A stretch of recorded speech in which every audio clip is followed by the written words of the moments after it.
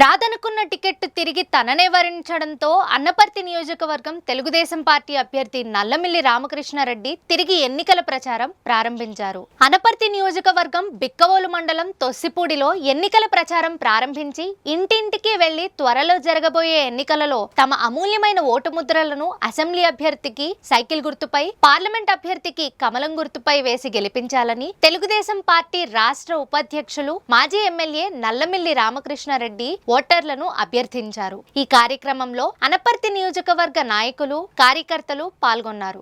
ఇటీవల జరిగిన రాజకీయ పరిణామాల నేపథ్యంలో నేరుగా గుర్తు చెప్పి ఓటు అడగడం అనే కార్యక్రమం